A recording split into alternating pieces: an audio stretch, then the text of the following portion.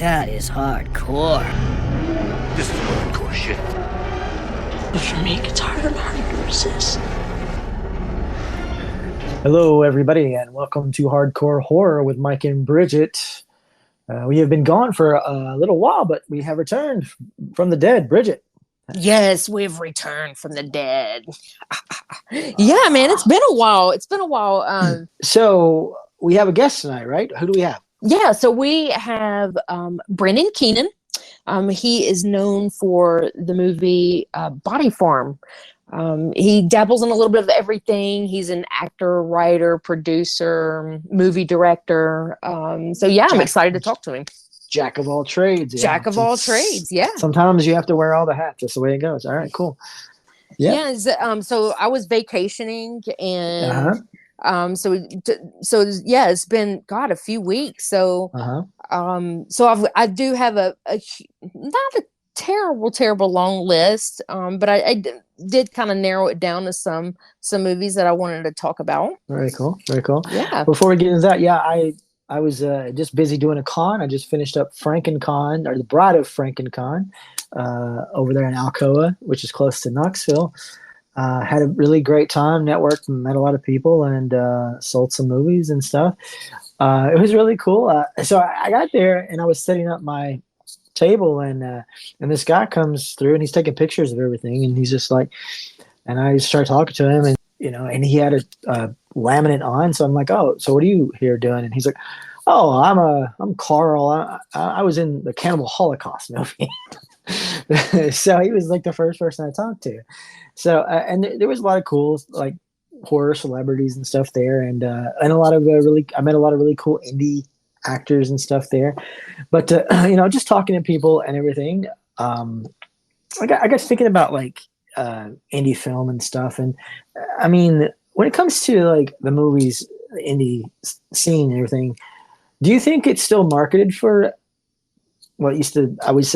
We would say it used to be marketed for young males, or just males in general. Do you really think that's still the case, or do you think it's changed a lot? I think it's changed a lot. I think it's changed a lot. Like that's what when you say the young males, my brain always goes back to your 80s slasher films where you couldn't have a horror movie without sex and titties, right? Yeah. I think our very first podcast together, we talked about titties and horror movies. Right. Boobs, we didn't publish that one, but yeah, we did. Yeah, that was fun. That was fun. It was a fun conversation. But no, I think that one of the reasons they did that back then is because they kind of had to, because horror wasn't. It's crazy because I say it's not as popular, but it kind of really was. But I don't think that's the case nowadays. I think it's a little bit of everybody. I was working Three-Legged Circus Oddities. I set up down on they were doing the CMA Fest that used to be Fanfare. So I was set up down on Music Row, and there were some older ladies that were coming through. They're like, "Oh my God, I love horror movies," and I was like, "No shit." I was like, that is so awesome. But no, I think it's just such a range. People don't always talk about it. I'm very open, obviously, and I don't care. Yeah, I think that's probably the difference there too, because I think you're more of the anomaly when it comes to that, as far as just being like, look at me, I'm a horror lover. I don't think that's really is showcased with females as much, for sure. Yeah, definitely not. It's funny because that's like one thing I always ask. I'm like, so do you like horror movies? And it's either people really love them or they really don't. Mm-hmm. It's like almost no in between. But it's almost like a 50-50 though. Usually when I just randomly people come up to our booths when we're working, like these little fairs and stuff, and I'm like, because a lot of our merch is we sell a lot of horror merch. And that's one thing I'm like, hey, do you like horror movies? Or like, oh my God, I love them. Or no, I don't. Yeah. I sometimes you find people in a horror con and you ask them if they like horror movies and they go, no. I'm like, then what the fuck are you doing here? I have had that happen. I'm like, I have had that same thing. You're like, okay, Like, didn't you have to pay to get in here? Or you trying to pick up a date for Friday night, or what are you trying to do? Right. It's crazy. Yeah, I mean, I do think it definitely has changed a lot from since the 80s, I guess. But I still think that also when it comes to like as far as buying physical copies of the independent film and stuff like that, it still is more a male dominated game, for sure. I mean, if I just look at my own sales, I would have to say, yeah, I still do cater to the males. Again, I don't know. I don't. It's definitely not as much as it used to be, but it's still kind of is more for that I've noticed. Yeah, and the crazy thing is that me being a female, it really surprises a lot of people that I watch extreme horror, and it doesn't bother me. Like, a lot of extreme, you've got like, it's always pushing boundaries and limits, and like, there's a lot of rape scenes, and right. A lot of women cannot watch rape scenes. But shit, I mean, it didn't even have to be a woman rape scenes if a man's getting raped. I mean, it's still a lot of females are really bothered by that, and but yeah, there's a lot of people are so shocked when they're like, "Oh my god, you watched that?" And I'm like, "Yeah, yeah." But I can't say that I've always watched. Well, I guess I have always watched extreme, but you do have to kind of build a tolerance for it. I do think. Sure. Yeah. Absolutely. Yeah. So, what have you been watching? Well, I'm not going to go through my entire list, but there's a few that I'm gonna talk about. Okay. So first, I have the Poughkeepsie tapes. Okay. Yeah. I've never seen the Poughkeepsie tapes. Oh, It's really? one of those that's always been on my list, and it's funny because it kind of gets mixed reviews. All the reviews that I read on it was kind of mixed. I loved it. I thought it was good. At first glance, it almost looked like it could have been a real documentary. Right. Yeah. I remember when I watched it way back in the day, I really didn't know much about it. Kind of went in blind. Yeah. Oh, yeah. So that's cool. Yeah. So look, at first glance, you're like, holy shit, it looks like a real documentary.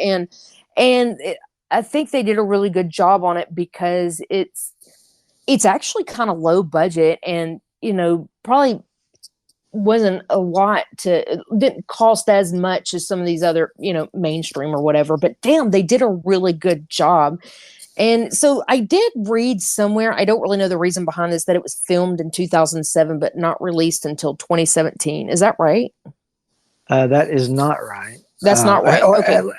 Well, now I don't know. There could have been a release, like all I know is I watched it in, let me see, when was that? That was, well, it wasn't 2007, but it's at least 2010, maybe 2011. Oh, okay. So it was definitely before then. Yeah, I've seen. I think like it was hard to get for a long time there. So maybe that's what it is. Maybe there was a new release, like a worldwide release, maybe.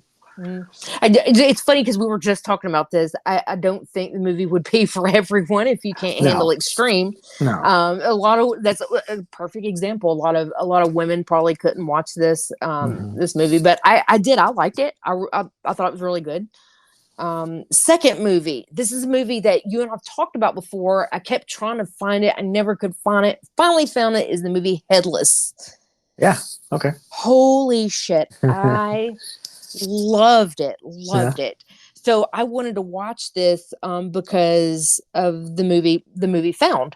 Right. I ended up loving Headless so much more than Found. I love Found, but I like Headless better. It's totally different. And I love everything about this movie. It works. I mean, it's low budget, but I think it's one of the things that I liked about it, because if it was mainstream Hollywood, I just don't think it would work. Right. This movie is so crazy. Holy shit, you got incest, rape, gore, torture, cannibalism, necrophilia. If those things bother you, this movie is not for you. It was everything. It dabbled. It touched all the points. I thought it was really good. And the kid, the little schoolboy, that I thought that was a good touch on him. Did you? Right. So did you like Headless? I do. Yeah. Yeah, I like it. It's very bloody. Yes, God, totally gory. I loved it. Another movie I watched, I heard a lot about it, and it's called Endless. Are you talking about the kind of space time continuum thing? Yeah, Okay, yeah. yeah. It was a little too sci-fi-ish for me. I felt like I thought it was kind of a total snooze fest. Really? Yeah, yeah, about the cult where the two boys go back. Uh-huh. Yeah. Yeah, Hmm. I thought it was a little too sci-fi-ish for me. I really struggled making it through the movie. I had high, I maybe I had high hopes going in, so I was a little disappointed in it. Well, I like that one. Okay, actually, I think it's better than their last one that they just put out. It's the guys who did the Moon Knight for Disney and all that. I like that one. Okay, really, I think their best movie was Spring. You should check that one out. It's Spring, okay. yeah, that was their best one.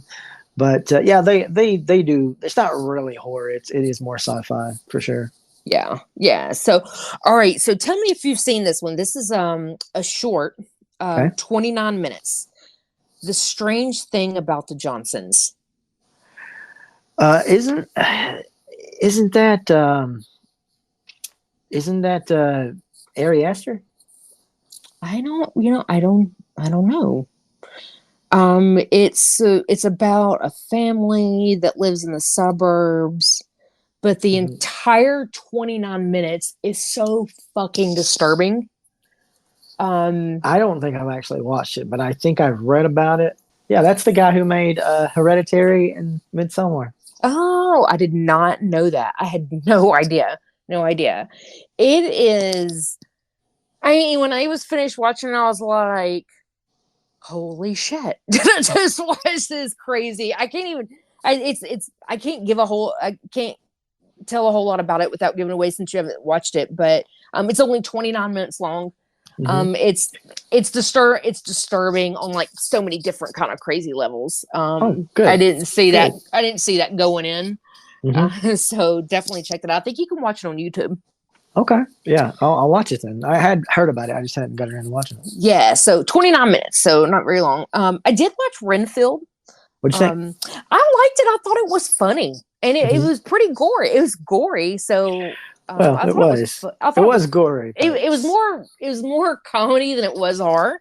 yeah, I thought you'd Um, be turned off by the CGI because it was just everywhere. But Oh, yeah, the CGI was totally everywhere. I think what I liked the most about it was the comedy.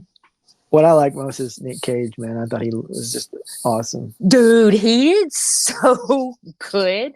I couldn't stop staring at his damn teeth the entire time. So his teeth look a lot like my Pennywise teeth, and my Pennywise teeth. Every time I wear them for long periods of time, and if I do a lot of talking, they'll Mhm. cut my lips all up. Oh, And I really? was like, how is he talking without cutting his mouth all up? So I couldn't stop staring at his teeth. It's amazing. It's amazing. It's a really good movie. I thought it was funny as fuck. Mhm. I watched a movie called Bite. Have you seen this one? I don't think so. Tell me what it's I about. liked it. It's a girl that gets engaged and she goes on a vacation with her girlfriends to a foreign country and she gets bit by an insect and Mhm. she comes back and some crazy things start happening to her from this bite. I thought it's a lower budget indie movie, but the what I loved about it is the body horror. Now that you're saying that, it does sound familiar. So it's very possible that I might have watched it, but tell me more. And so she starts kind of so she gets bit on her leg. She starts to kind of starts transforming almost into an insect herself. And the gross thing about it is she's laying these like eggs all over her apartment. And they're Mhm. like, they almost look like, to me, they look like bath beads. They're like these little jelly eggs and they're everywhere. So the body horror is just fucking disgusting in Right. this movie. And there's one scene, and I don't want to give too much away, but there's a scene where she's kind of getting it on with her man and he touches her bite and it just oozes. There's a lot of ooze and goo in this movie. Oh A yeah, lot. yeah.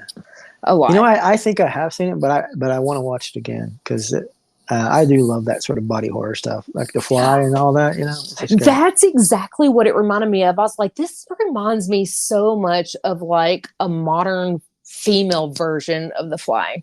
Mhm. And I do too. I really appreciate some good body horror. Yeah, I would definitely recommend it to go and do a rewatch on it. Yeah. I did a rewatch of this movie, and I want to mention it because I've only seen it one other time, and I loved it so much. I went back and did a rewatch of it. It's called The Eyes of My Mother. Oh yeah, black and white.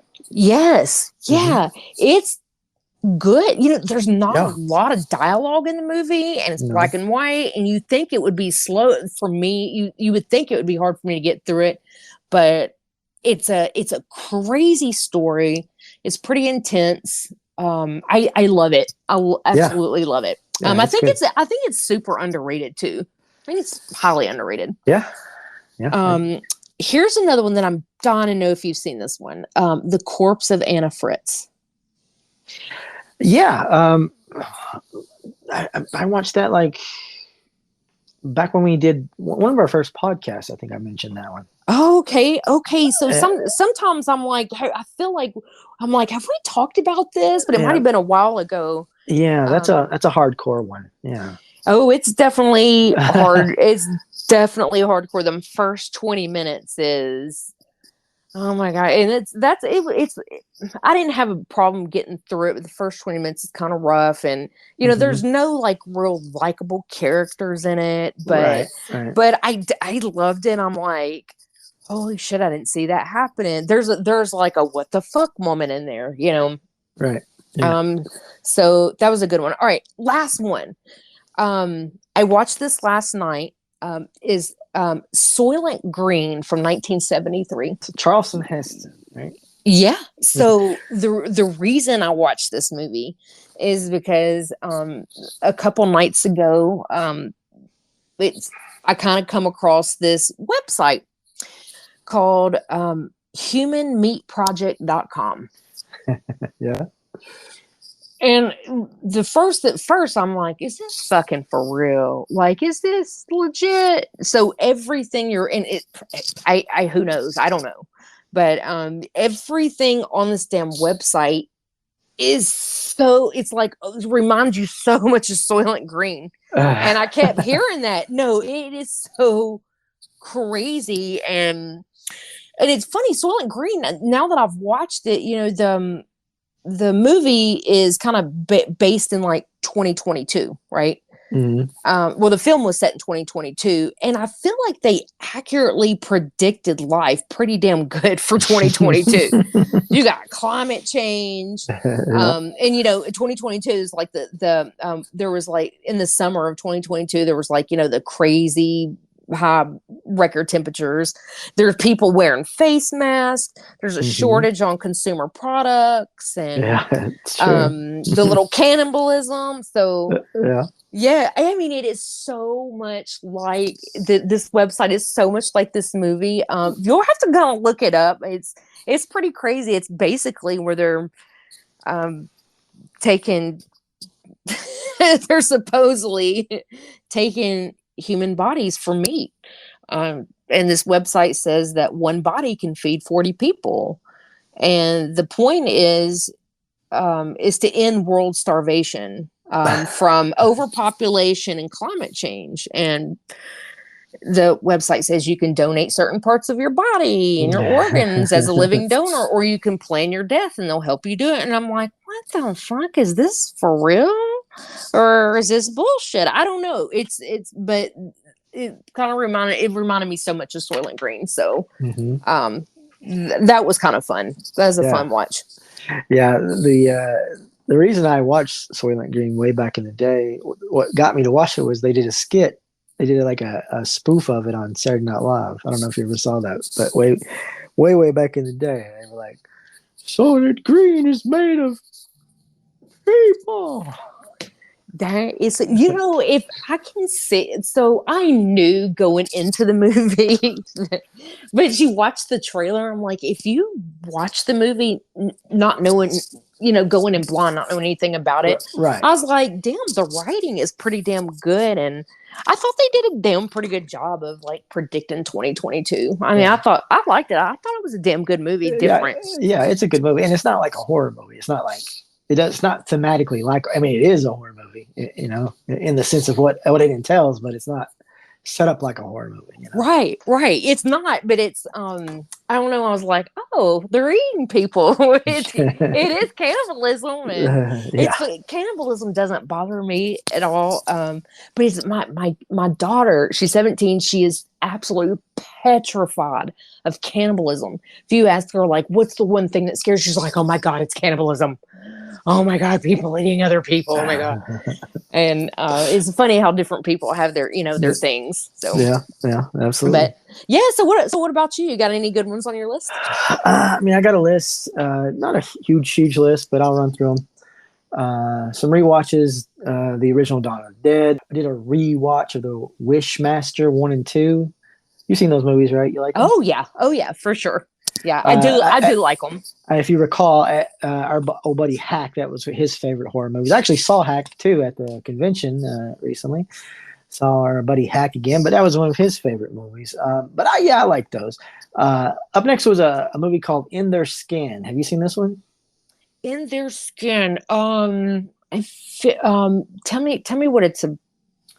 I mean, I'm getting it mixed up with The Skin I Live In. It's not that one. It's a family's college vacation violently interrupted by a family on a murderous and identity-stealing journey in search of the perfect life. It's got Selma Blair in it. Okay, so I haven't seen this. Then I think I've read about it, but I haven't seen it. So Did you like it? Yeah, I like it. It's on Shudder, I think. Yeah, it's really good. It's kind of like.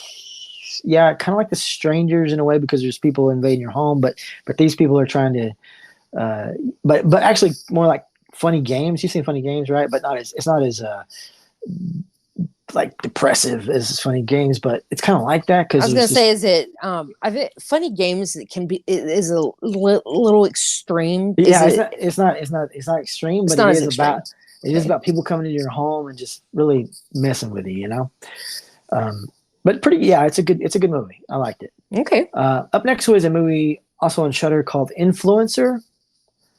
Okay, I don't think I've seen that one. While struggling on a solo backpacking trip to Thailand, social media influencer Madison meets CW, who travels with ease and shows her a more uninhibited way of living. But CW's interest in her takes a darker turn.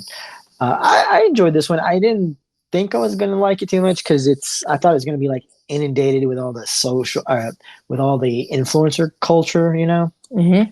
But it's not. I mean, once it gets past like the fact that she is an influencer stuff, that's not what the movie's about. It's actually pretty good.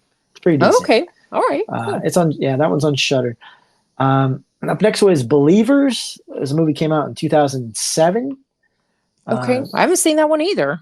Two paramedics responding to an emergency call find themselves kidnapped by a religious sect whose great obsession is to stop the end of the world by committing suicide and killing people. This one was made by one of the directors of The Blair Witch. So did you like this movie? Yeah, I like it. Chris Colts, man, they creep me out. And this was sort of loosely based on that, Hellbop cult, the Haley's comic. Yeah, sort of loosely, but it's kind of weird though. So the ending of this movie, believe it or not, I watched it and I was like, wait a minute, where have I seen that ending? And I've seen it very recently in an M. Night Shyamalan movie. And I won't give it away unless you've seen the movie, the new one, Knock at the Cabin. But that it's basically the same. It's like the same ending, like subconsciously, I don't know. I think the author of that book might have saw this movie because this movie came out in 2007. The book wasn't even written then, but that is the same ending.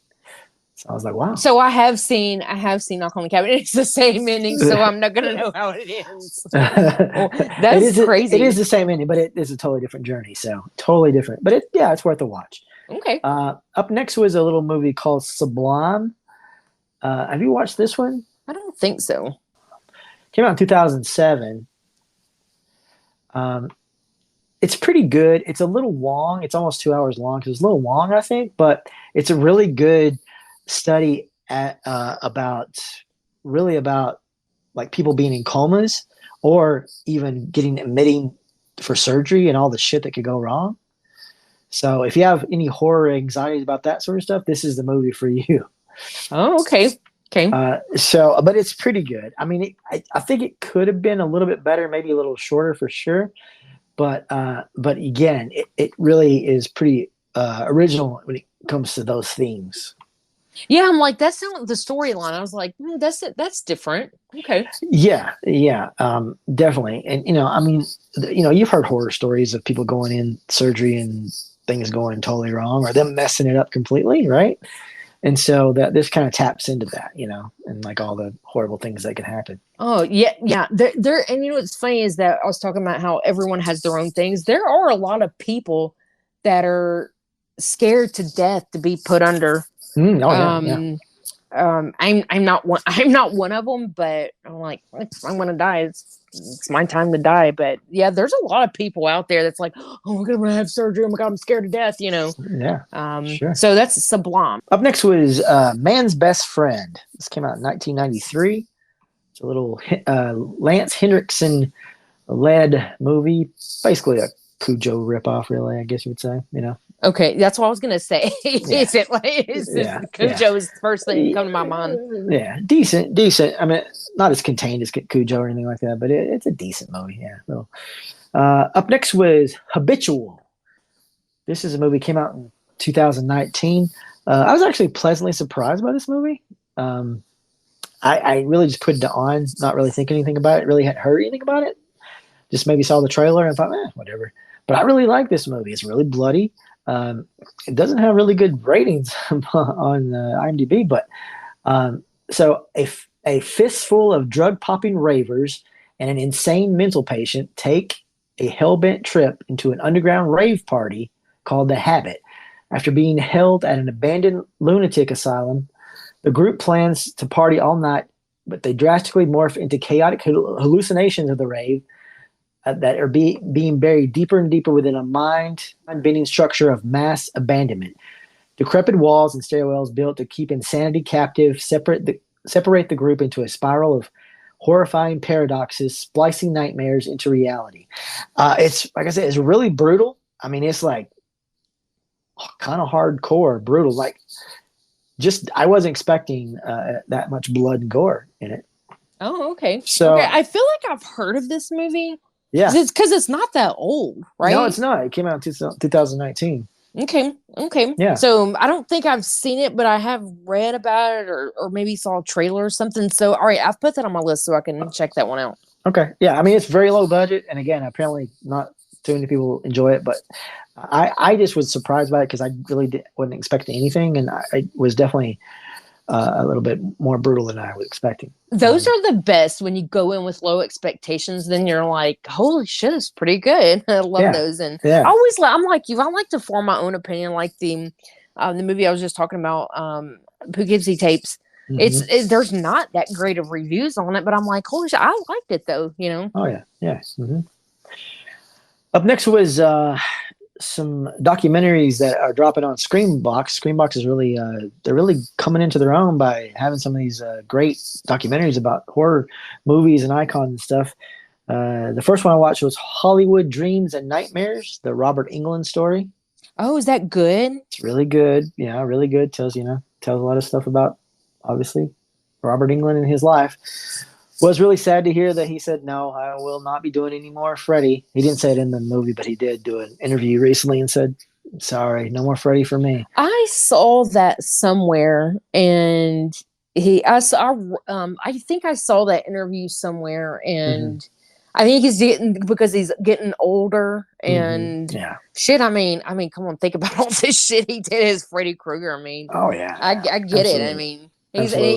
So him and I have the same birthday, and he just had a birthday. I don't know how old he turned, but he's no spring chicken, right? No, but it's kind of hard because it's like you can't really imagine anybody playing the role, and somebody has tried once, it didn't really work out. So it's just like, oh man, were you never gonna have hopefully somebody will come in and it will really be, make it their own. But I didn't think it was that bad. The remake, a lot of people didn't like it, but I didn't think it was that damn bad. I mean, obviously you're never going to beat Robert Englund, obviously, right. but No, I can't say it's a terrible, terrible movie. I mean, it's just not good. Not great. I wish he would direct more movies. Like 976 Evil was like one of my favorites, and that's another one that's so underrated, and it's so good. So I wish he would dabble a little bit more in directing movies. He did another one. I can't think of the name of it, but it was something Pad. Yeah, he didn't direct too many movies, and he does talk about directing in the documentary, saying like, yeah, he's not really that big into it. Killer Pad, that was the name of it. Oh, okay. So I didn't even heard of that one. So yeah, it's a horror comedy. Yeah. Okay, cool. Yeah. Up next was Living with Chucky, another documentary on the Screenbox. Of course, all about Chucky in all the movies. Yeah, Screenbox is like really like blown up recently. Yeah, they're getting a lot better stuff for sure. I figured that out when I tried to get the free trial and it wouldn't work. And I emailed them. They're like, sorry, we no longer do free trials. I was like, oh, shit. Right. Yeah. Come on, you got to do a little free trial, man. I know, right? Yeah, but I remember back when they started and I thought, this is not that great. But yeah, they're definitely getting a lot better. I mean, now we have two great, I feel like great horror services, Shudder and Screenbox are both putting out really high quality content and getting a lot of really good stuff on there. So I mean, it's just a plethora of horror movies that you can watch. I like Screenbox first turned me on because they had lower budget indie extreme horror movies that you couldn't find anywhere else. Mm-hmm. And that was back when I used to have a subscription to it, and it was like super dirt cheap. But, right. But it sounds like Shudder. Shudder used to not be that great, and it's like boom. Oh yeah, it's just boomed over the years. So right. Yeah, after Joe Bob got back on there, and it really sort of propelled it to be way better than it was in the beginning. Yeah, for sure. Up next was a little film called Grotesque. Grotesque. Now we talk about Grotesque, the hardcore horror before, but this isn't that movie. This is movie. Yeah. I was like, Now this is a movie came out in 1988. It's got Linda Blair in it. Have you seen this one? I don't think so. I've seen the other extreme Grotesque, right. A gang of crazed punks breaks into a family's vacation home in the mountains and slaughters the entire family except for one daughter who gets away. Oh, yeah. So it's almost a home invasion movie. Yeah. Kind of an 80s home invasion with punkers, and Linda Blair. They're decent. Nothing maybe to write home about, but pretty decent. There was a great movie. I can't remember what it was called. Linda Blair, where her little sister was handicapped and her little sister gets gang raped and she goes after them. Linda Blair goes after him. Have you seen that movie? I don't know. Nothing comes to mind. It's great. What's the chick that puts the lipstick in her boobie? Linnea Quigley. She's the little sister. And she's like she's deaf in the movie, and she gets gang raped. And Linda Blair goes after him. It's a really fucking good movie. I can't remember what it's called, but you have to look that up. Okay. I haven't seen a whole lot of movies with her. Obviously Hell Night. Is it called Savage Streets? Yes, that's exactly what it's called. Yes. Okay, no, I have not seen that. Oh shit, you've got to put that on your list then. Okay, all right, cool. Okay, up next, of course, I went to the convention. I met and a lot of indie horror filmmakers and stuff. So I watched some movies there. I met up with Aaron Irons, who was on our podcast way back, and he did a movie called Chest. And so we exchanged movies, and I got to revisit Chest, and it's a really good movie. It's really well made. It was made in Tennessee. He had a few showings. I know he showed at Ben Dixon's theater. I think he had a showing there, and he's had quite a few showings in festivals and stuff. And but he put it out himself, and it's on Tubi now, I think. Oh, that's like, now, is that the first time you guys met in person? First time we met in person, yeah. Oh, awesome. That's always fun. Yeah, absolutely. So that was really cool. And some other filmmakers I met, there was some guys from Atlanta came up, and we exchanged some movies as well. And so the first one I watched was Mother Noose Presents Once Upon a Nightmare. Oh, okay. All right. And That this sounds is, interesting. this is a sort of horror anthology kind of a thing. There's a few scenes in here. I'm like, this looks a lot like Hamatic Web, which is one of my movies. So it's pretty dark. And it has Aaron Brown in it. You know who Aaron Brown is? I don't think so. Aaron Brown was Misty Mundy back in the day.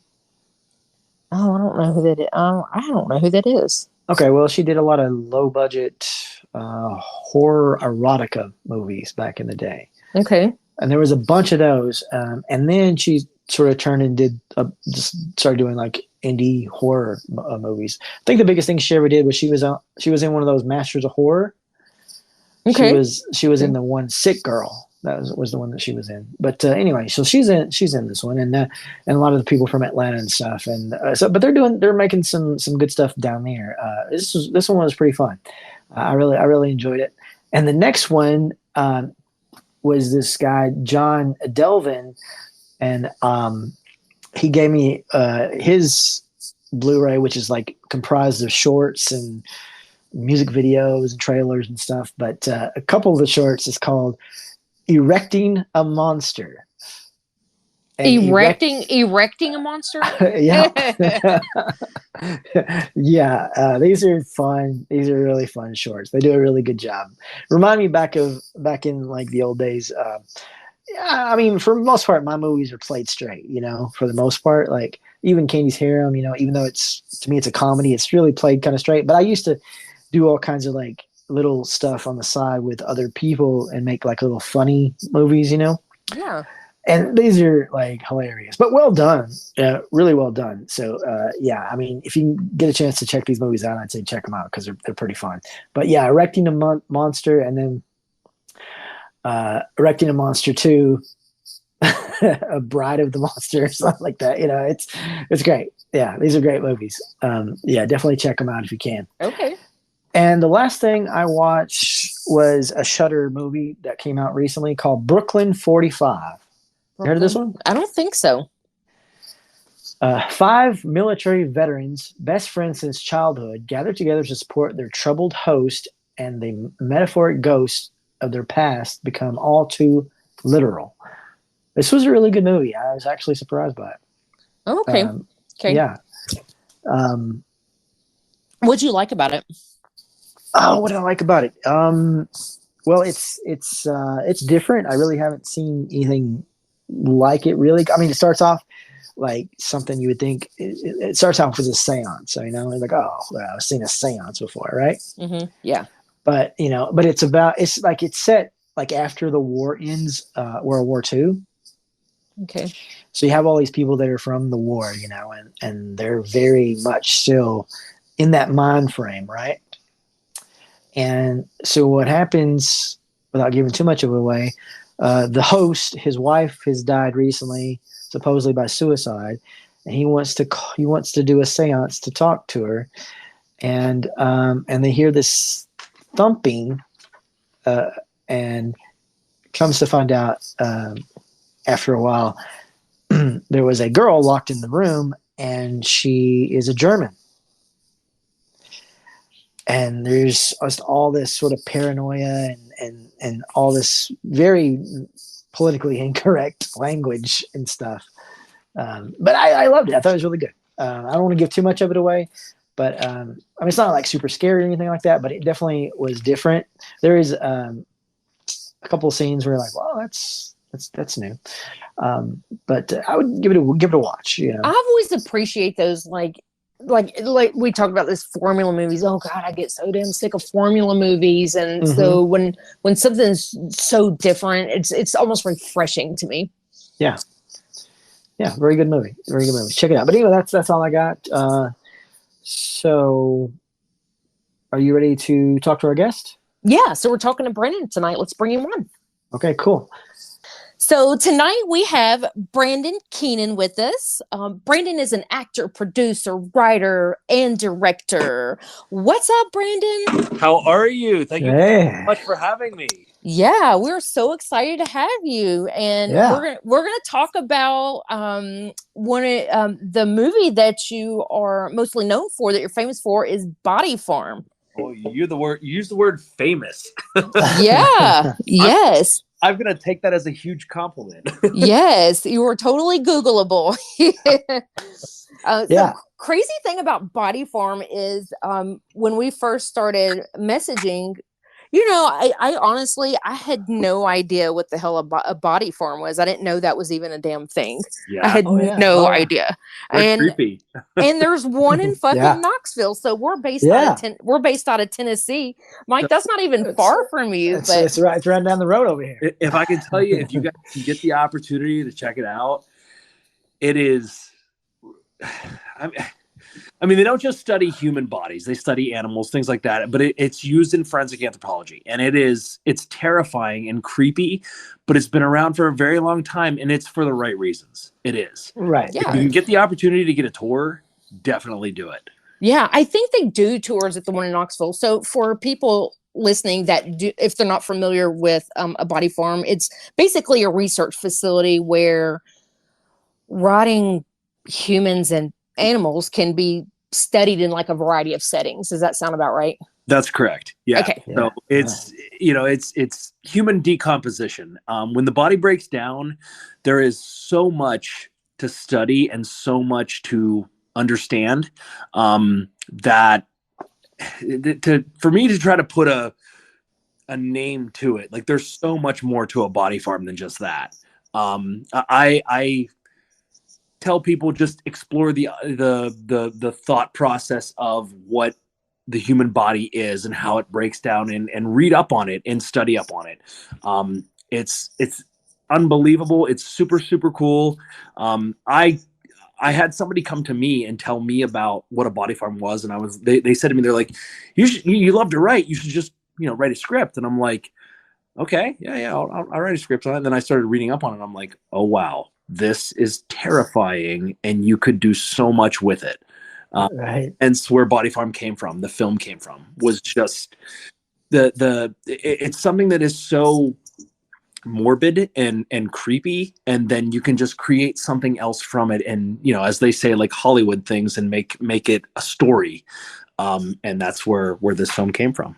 Yeah, I think it's a cool idea. I've never seen a movie about a body farm, so it's a really cool original idea for sure. Yeah, absolutely. Let's backtrack a little bit, Brandon. Tell us how you got started making movies.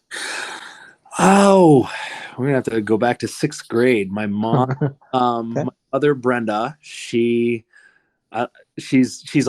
She had bought a video camera for the family, and I remember coming down the stairs Christmas morning, and there's the camera pointed at me, and I'm like, "This is it!" Like that has been since I have the camera here in my office, and since that day, I have been glued to film and video. I learned that camera inside and out. It was a Panasonic, which is the same stuff that I use to this day. And since then, like I was making like small little like with action figures, like little things and stuff that you like stop motion stuff. Yeah. Stop motion stuff, voiceover stuff, like all those sort of things. And I just kept going. And to this day, my line of work, I'm allowed to play with toys every day that's camera rigs, camera work. I love it. I absolutely love it. And that's where I started, 6th grade. My mom bought the video camera and had it on Christmas. Oh, what a cool mom. Yeah. So you started doing films, and then later on come acting. That I feel like the two kind of goes hand in hand sometimes. So acting, the part about Body Farm was that I was never supposed to act.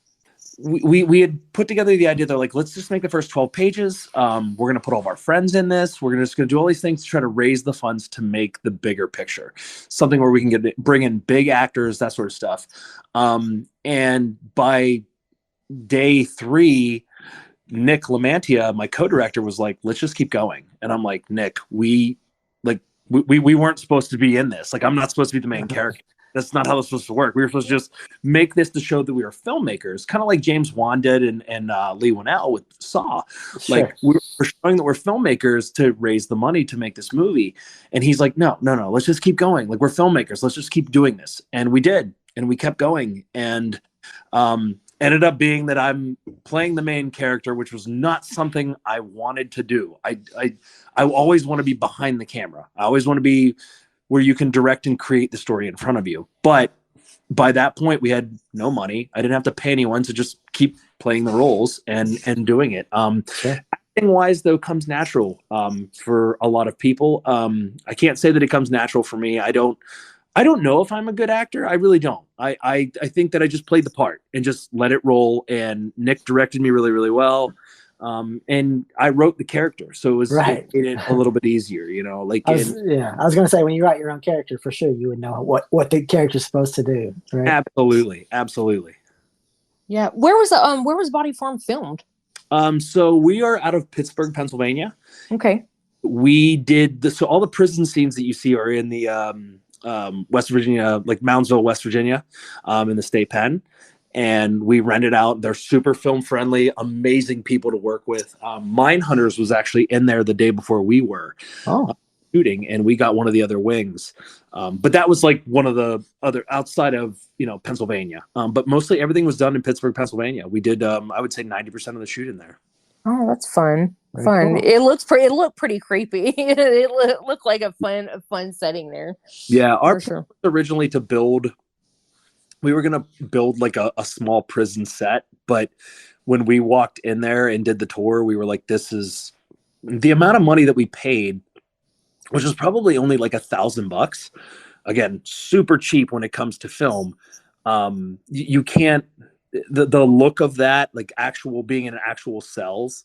I remember thinking to myself when I walked in on set and seeing all the inmates inside the cells and then the doors all closed behind them. And I'm like, holy hell, this is what I wrote. Like this all happened. There is no drug like that in the world where you see something that you wrote and created and it all comes to life. It's the greatest feeling in the world. Right. Yeah. But what about the special effects? Who did all the special effects there? Yeah, so we had multiple special effects artists.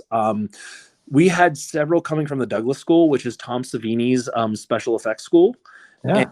And, my one of my very good friends, and I mean he is an amazing artist. His name's Michael Williams. Again, Michael Williams is a pretty common name, but he is like if you tried to research him right now, you'd never be able to find him.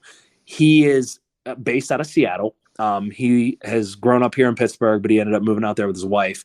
But he did almost 90% of the special effects. I keep saying 90 because I feel like that's like the go-to 9 out of 10. But he did most of the special effects. The gunshot scene, he created an air cannon. We had one take for it, and you could have the tension you could have cut with a knife. It was so. But it happened and it worked. And he was the number one guy that was able to recreate death sequences and death scenes throughout the entire movie. He was amazing. Yeah, well, kudos to him, because that's one thing that I definitely remember. I was like, wow, special effects are really good. Yeah. For a low budget film, they looked really great. Yeah, we were crazy low budget too. I mean, we're talking under 35 grand. Minimal money. Nobody got paid. And we scratched and clawed. Everything was rentals and all the parts and pieces. He did a hell of a job. I'm only, as a filmmaker, I'm only as good as all of the people that were around me, and that there was 75 of us. Everybody played a huge part. Oh, that's awesome. And so I really appreciate, Mike and I both really appreciate low budget indie horror films, because that's what we do also. And you can tell the passion behind it, and everybody's having a great time and they're working their ass off. But it's so fun, and I'm just so appreciative of it. Yeah. There's a lot of camaraderie too. Like you build that together, and you become a family, you become friends. And of all the people that were a part of the film, we all really did like gel well together, and by the time we were done shooting the movie, we all became so much closer. It's filmmaking is an unbelievable passion, and when you bring a lot of people together, you can make absolute best friends. It's again, to go back to the whole concept that it's an amazing drug. It's fun. It's a safe drug that is amazing, and you can create things together and have a great time. And the reward in the end is showcasing a movie or whatever it is that you put out there. Sure. Yeah. So have you always done like always horror movies, or do you dabble in everything? Yeah. So my line of work, so my production company, we do everything. I mean, everything from corporate stuff, commercial stuff. If somebody came to me with a script that was a romantic comedy, and the funds were there, and that is where it ultimately starts, is if there's money that's put into the movie, you can make anything, and you can make it good if you put your heart into it. I love comedies. I absolutely love comedy. I love horror. But like, if a country western came my way, there are, as a filmmaker, you put your brain to it, and you kind of create something great out of letting your mind run its course and do its thing, and then put it all in front of a camera. I'm kind of one of those people. Yes, I've only ever done a full feature horror film, but I would always be wide open to doing, like, I've done a ton of short films and things like that, but I'd be always open to any new opportunity. Film is film. Making movies, ultimately, it's Scorsese said it in his masterclass. He's like, you can have all these big parts and pieces and all these great things, but there's just you. There's just your mind and what you want to create. Yeah, that's awesome. So, well, we love horror, so I have to ask, what is your favorite horror movie? It's always, because I have the doll from the first film. Saw is always going to be my heart. Lee Winnell, I had a chance to meet him, and it was just at an autograph signing. It wasn't like I got a chance to sit down and have a beer with him, but you know, he the way he talked to me and the way he, like, you could just tell he was a genuine person and a genuine filmmaker. I never met James Wan, but like, I'd always want to just shake their hands and say, wow, you guys did this. You created this. They got it into the right hands, and they got it into the right place, and it got to the next level. Saw's big. Texas Chainsaw Massacre, the original as well as the remake with Jessica Biel. Sure. Super amazing. Hostel. I love the concept. Like, Eli Roth is amazing, making you cringe and grab your seat and go, oh God, what am I watching? But there's a laundry list. There's so many great horror films, and that's the best part about horror. Sure. There's so many good films that are out there that you can sit back and take a step back and go, wow, that was amazing. That was awesome. It elicited emotion and made me think certain ways. So, being from Pennsylvania, were you not influenced by the Romero Savini camp up there? Was that not part of your upbringing? Oh, Night of the Living Dead, obviously. Zombies. The first film I was ever in my entire life was a zombie film. It was called Dead Patrol, and the first producer that ever gave me a chance, it was a zombie series. It's before web series were a thing. I mean, George Romero he's a trendsetter. I mean, one of the greatest ever, no doubt. Never had the chance to meet him. Never had the chance to work on any sets that he had touched. But I will say, you can't, like, Day of the Dead, Night of the Living Dead. They're amazing. They're absolutely amazing. And they filmed a lot of those in my old backyard. I used to live in Monroeville. Was right there. That is the beauty part of living in Western Pennsylvania, is you have that, as a filmmaker, as a horror filmmaker, people are like, do you like those zombie films? Abso-fucking-lutely. Awesome. I apologize too, by the way. I'm very long-winded. I get excited about film. I can't. Oh, you're good. That's great. We do too, though. When you were talking about, there's so many horror movies. It's funny because Mike and I always talk about all these movies we watch, and I'm like, holy shit! There is no way you could check off every great fucking horror movie. Like, I watch horror movies, God, sometimes 2 and 3 times a day, and you could just never get through the list. There's just that many out there. You know. All right, it's my turn. I have to ask. Absolute remote dropper when it comes to horror films. Go for it. Tell me. What's the film? What's the horror film that you're like you pass through the channels and you stop and go, "Oh my god, I can't stop watching. Gotta start right where it's at." Well, my favorite is Martyrs. I've talked about it so many damn times, but you probably didn't know that. Oh my god, the first time I ever saw that movie, I streamed it, and it was funny because the subtitles. It was a shitty stream because the subtitles weren't even like lining up with what they were saying. But I was so into the movie, I still watched it and immediately went online and bought the movie the same day. Let me ask you this: what connected you? What was it that connected you to it? I think there are a lot of things. The actors were amazing. The writing was amazing. I love how it's like two stories, but they intertwine with each other so beautifully. It's pretty intense. Have you seen Martyrs? I don't know if you've seen it or not. I have not. So oh shit! Now you have to go check it off your list now. Just make sure it's not the American version. Oh yes, I was so pissed off when I couldn't even finish the American version. I was like, this is bullshit. I was so mad. Yeah, because it's if you're okay watching subtitles, but it's everything, your special effects, the acting, cinematography, the writing, everything is so damn top notch. And that's my personal opinion, but what about you, Mike? Do you have a jaw-dropping movie?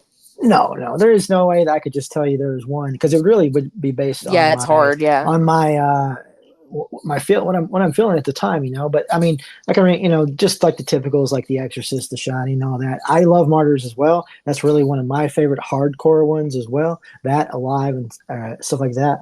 But if I'm going for comedy, I want something like Shaun of the Dead or Tucker and Dale versus Evil. I mean, it really just depends. And the scope of things, The Thing. I mean, there's so many movies I absolutely adore, so I could never pick one, just one. And I don't have one, but I go through a list, and there is like probably about a good 20 to 30 list that I absolutely love and will watch every year at least 2 or 3 times. I do believe that horror provides us that we can rewatch it all the time, and we can listen to the dialogue, listen to all the parts and pieces and the things that go into it, and still relive it like it was yesterday, like the first time you saw it. So like for me, Saw 3 it could have been the end of the series. I understand completely why studios will want to keep going. I get that. There's money to be made, and people like myself want to keep watching. Sure. But there are like little parts and pieces from the film, like John Leguizamo, and I believe it is Land of the Dead. And he's like, man, I always want to see what it feels like to be on the other side.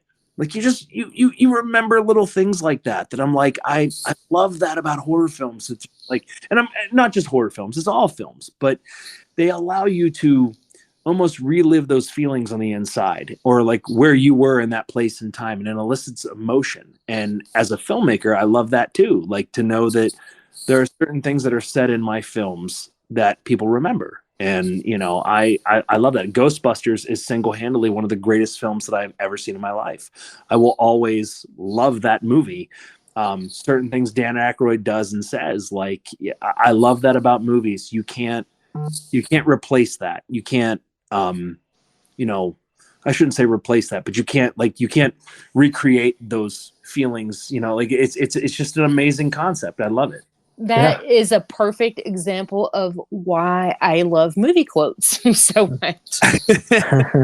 And I'm always walking around rattling off movie quotes. I'm like, that's a movie quote, by the way. Absolutely. Always. Yeah. And it can create great conversation with people. Even like The Big Lebowski, you say things that are funny, like that are from the movie, that like, and then somebody else picks up on it. It's amazing. Film is an absolute amazing art form that we are blessed and lucky in this world to have had the chance to be able to partake in it. Oh yeah, I mean, it definitely gets into the lexicon of the culture and the dialogue. I mean, especially when you're around a group of people and you all share the same interests, and you can say it and they know what you're talking about, and it's just I mean, I remember quoting many movies like that. It's fantastic. Absolutely.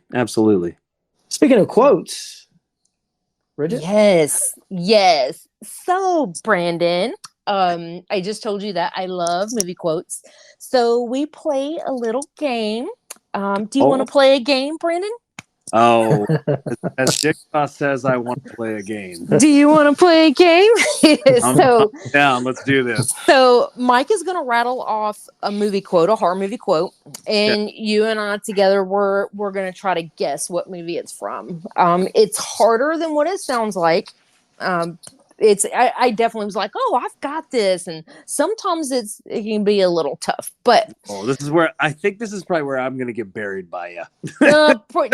You'd be surprised, though. I mean, you'd be surprised. Sometimes I'm like, damn, I just watched that shit like yesterday, you know. But this will be that where a girl from Tennessee is going to bury a man from Monroeville, Pennsylvania that loves, zombie films. I don't know. Movie directors are always tough. Like our last podcast, we had 2 movie directors and they kicked my ass. You say movie directors like it's so, like I'm in this higher power. Come on now. Everybody knows that fans are better than the directors when it comes to horror lore. I mean, come on. We have our own ways when it comes to making movies. Okay, that's a good point. Okay. All right, let's do this. Yep, okay, Brandon. So we have 5 of these. That's all. Okay. So we'll go with number 1. You ready? Yep. Do I win anything for this, by the way? Bridget?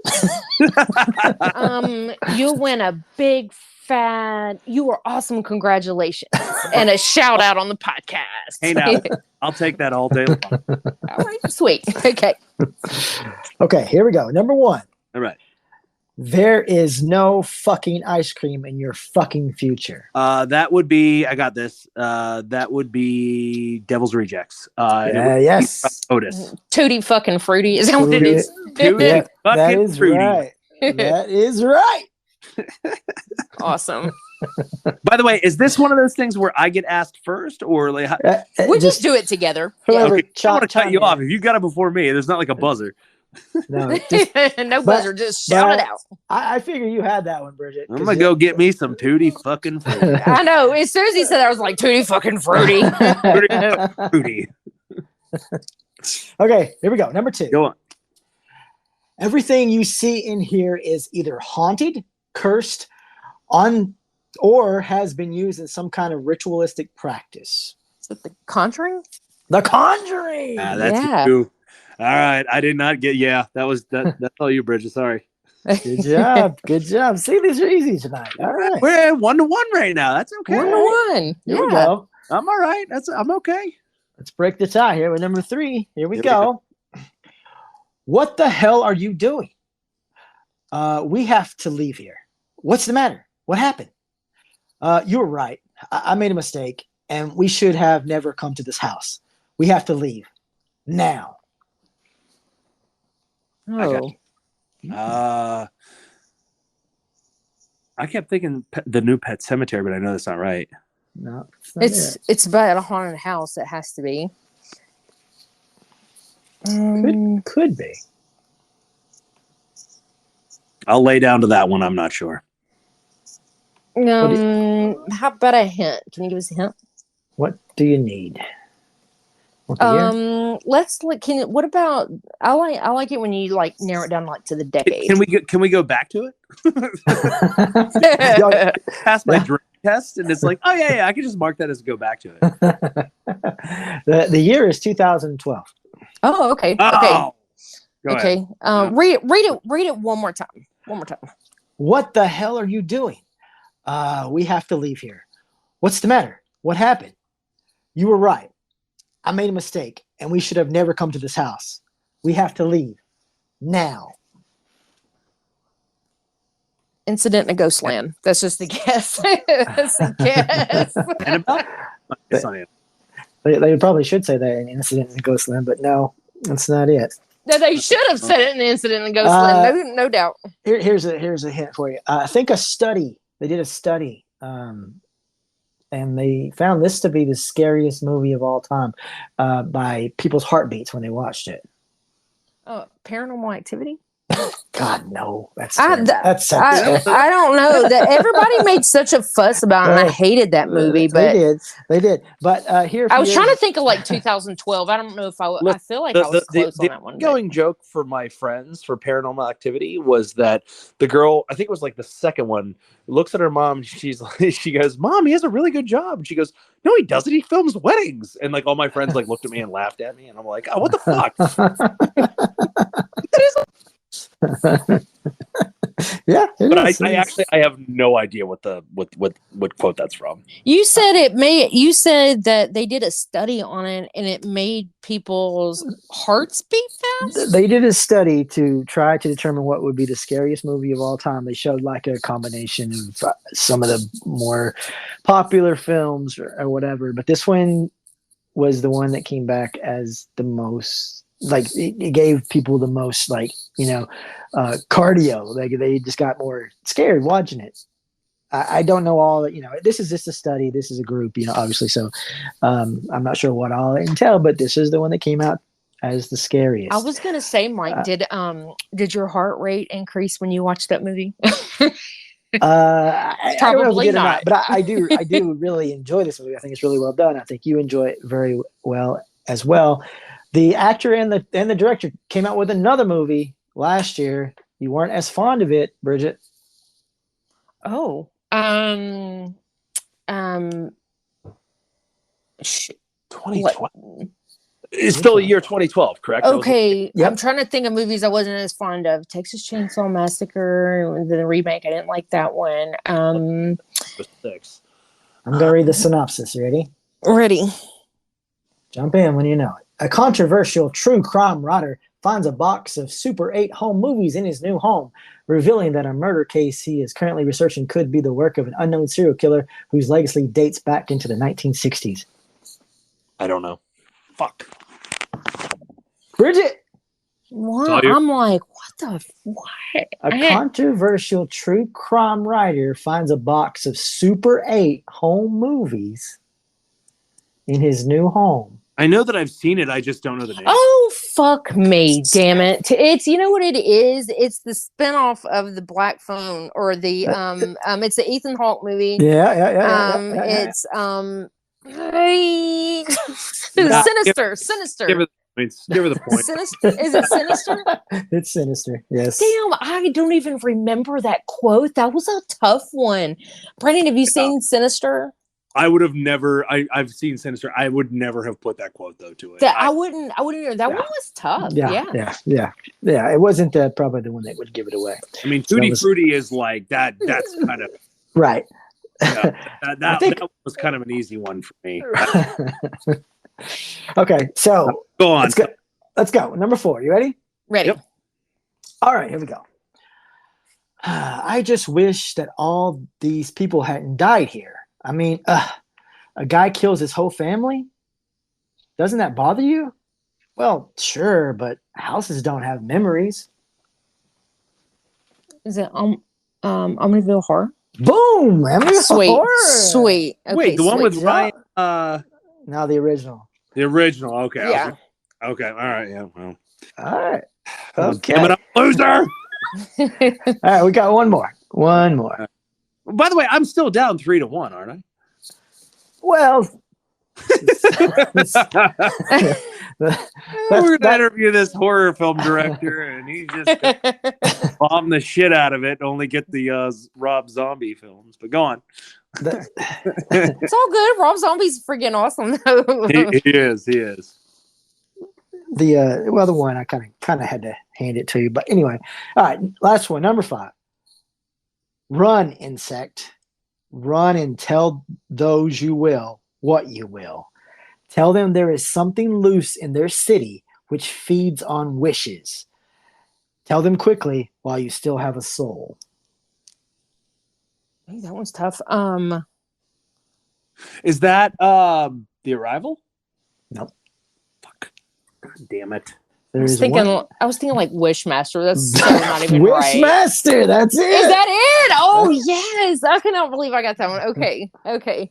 Cool. Awesome. Well, I am gonna sit here completely disheveled and destroyed and put down. I clearly don't know my horror films. Hey, it's hard sometimes. I mean, our last podcast, I felt so stupid. I was like, I didn't even get my one right. Oh my god! But it's it just really depends. Some of them can be kind of difficult. Yeah. I mean, there are certain films, like I could quote the movie High Tension, the French film. I know every quote. There's so many films that I could quote, but then there's so many that I have not even brushed the surface with that I should have, because I love horror, and I'm a big horror movie buff. There again, to get back to it, there's so much in this world to see, and this market is, I hate to admit it, but it's oversaturated. There's a lot to see out there. Yeah, no doubt. That's what I'm saying. Even I was much horror movies as I watch. There's just no way I can check them all off. So, I mean, every night it's like, okay, what am I going to narrow it down to watch tonight? It's so hard. So we're just kind of wrap it up really quick. So we talked about Body Farm. So you're working right now on a part 2 of Body Farm. Is that right? Without going into too much detail, yeah. Okay. Do you have like an estimated date, or is it all in like your current? You're filming right now, right? We are not filming right now. So okay. The plan is we're going to put like all the parts and pieces in place. So bottom line, it all boils down to money. Sure. It's a matter of how much money you have to make it even better. The more money you have, the more opportunity that you have to bring in bigger pieces and parts. Oh yeah, no doubt. That is definitely legit for sure. Absolutely. So I can sit here and say, and I've been given the permission from him, that we have, I don't know if you know, but you've seen House of a Thousand Corpses. You've seen The Munsters, Daniel Roebuck, Sure. who attached himself to the sequel. And we are going to be working together on it. It's only a matter of it's not a matter of if, it's a matter of when.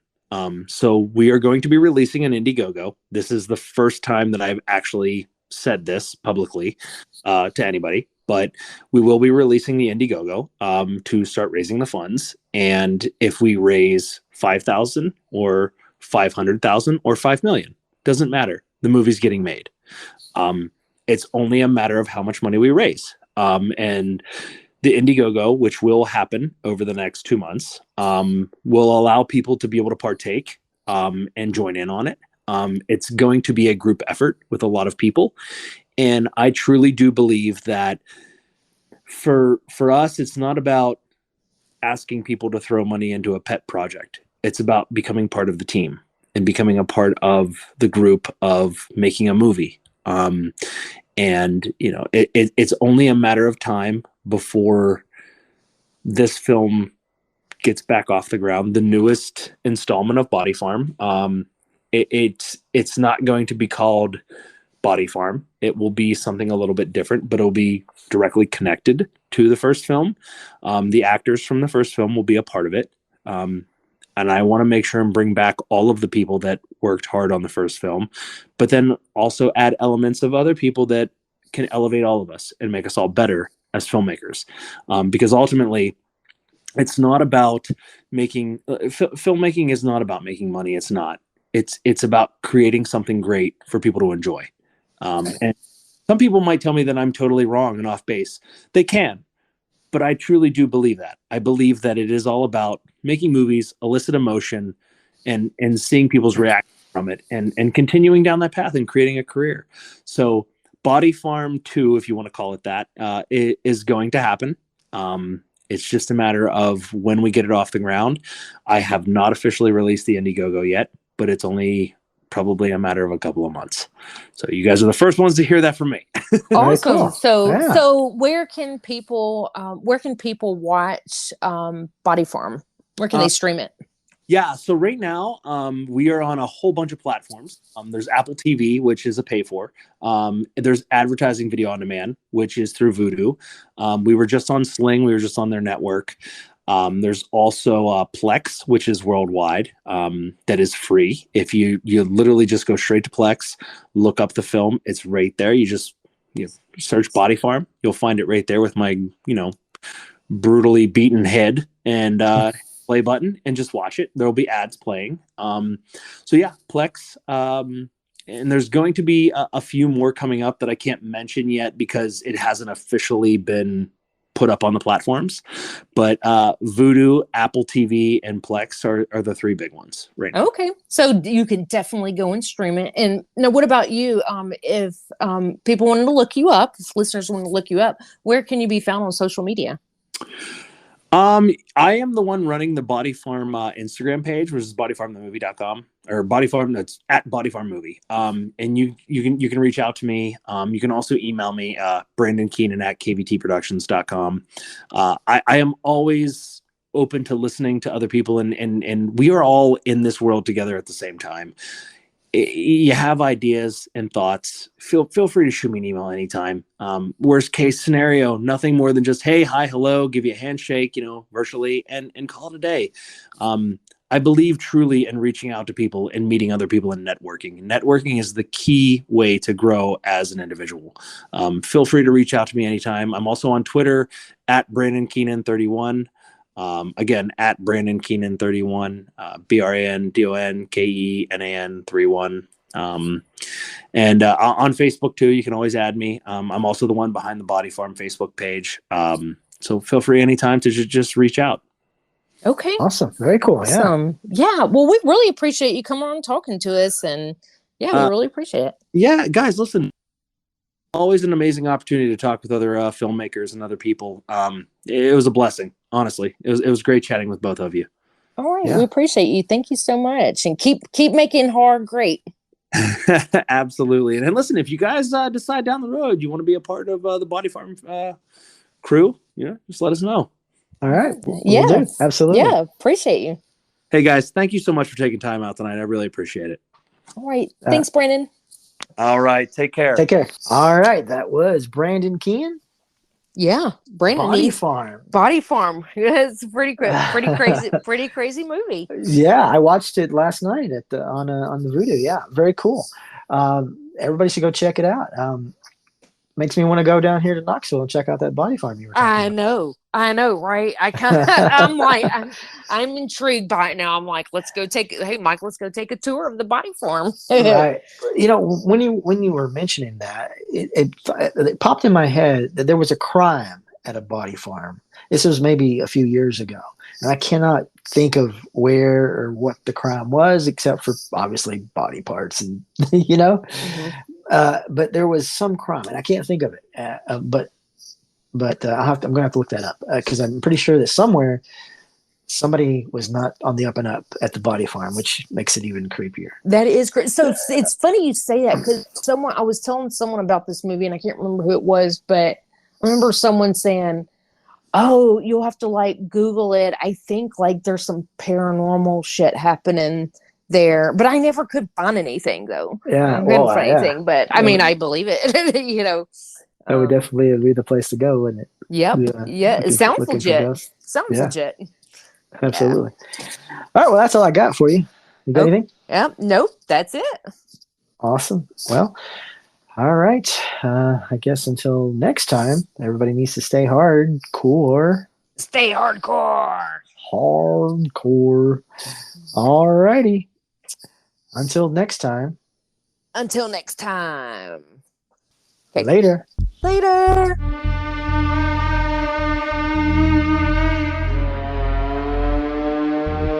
Wow. That's hardcore. Nothing harder. Hardcore Horror with Mike and Brigitte is a part of the Tennessee Horror Podcast Network.